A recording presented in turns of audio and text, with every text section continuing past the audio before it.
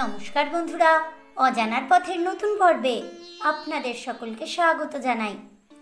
আষাঢ় মাস প্রায় শেষের দিকে, এবারে সূচনা হবে শ্রাবণ মাসের। সারা বাংলা মেতে উঠবে শ্রাবণ সোমবার ব্রত পালনের উৎসবে। শ্রাবণ মাস হলো শিবের মাস, আর দেবাদিদেব মহাদেব হলেন সৃষ্টির দেবতা। তাই শ্রাবণ মাস হলো সৃষ্টির মাস। পুরাণ মতে এই শ্রাবণ মাসেই হয়েছিল সমুদ্র মন্থন।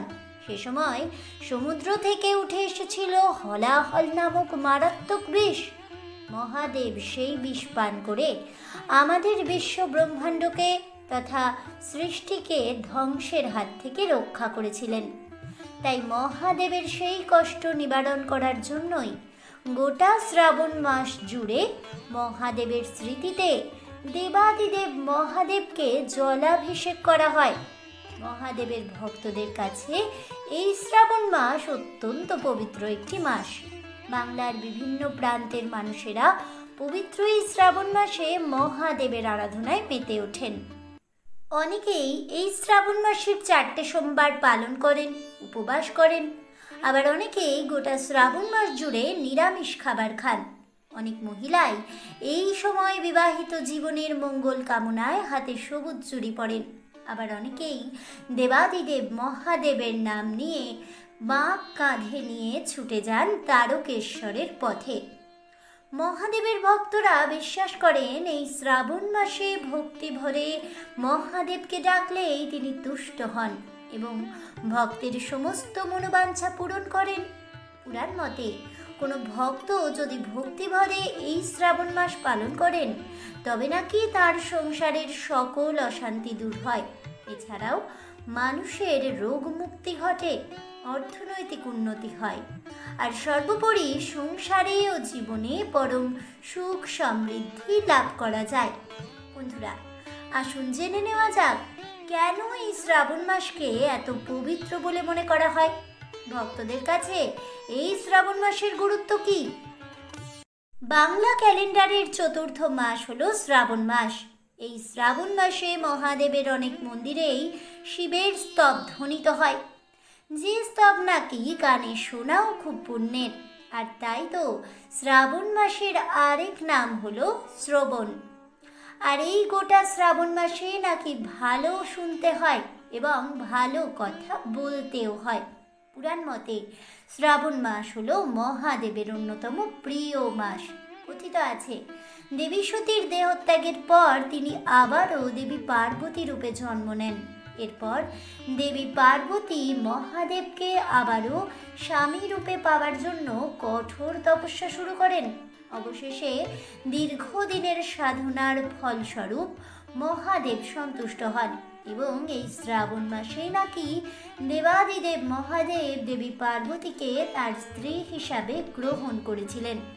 তাই হিন্দু শাস্ত্র মতে শ্রাবণ মাসকে শিব পার্বতীর পুনর্মিলনের মাস বলেও মনে করা হয়। কথিত আছে দেবাদিদেব মহাদেব তার শ্বশুরমশাই দক্ষ রাজাকে কথা দিয়েছিলেন যে দক্ষ রাজের ভিটেতে তিনি 1 মাস যাবৎ অবস্থান করবেন এবং তারপরেই দক্ষ রাজের নামে মর্তে বিশেষ শিব পুজোর প্রচলন হবে।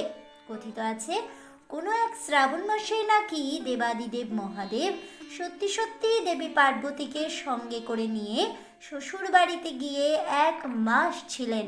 আর তারপরে মর্তে দক্ষ শিবের পূজা প্রচলন হয় আর শ্রাবণ মাসে শিবের পূজা প্রচার হয়। আর ঠিক এই কারণেই শ্রাবণ মাসকে শিবের আরাধনার মাস বলেও মান্যতা দেওয়া হয়। মনে করা হয় এই বিশ্ব ব্রহ্মাণ্ডের প্রকৃতির সঙ্গেও মিলেমিশে রয়েছেন স্বয়ং মহাদেব।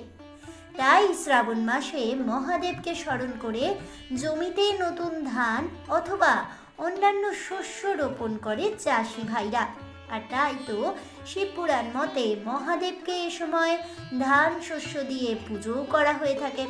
লক্ষ্য করলে দেখা যাবে শ্রাবণ মাসে অনেক মেয়েরাই হাতে সবুজ চুড়ি পরেন। কিন্তু এই সবুজ চুড়ি কেন পরে জানেন? আসলে পুরাণ মতে সবুজ রং হলো সৌভাগ্যের প্রতীক, সমৃদ্ধির প্রতীক।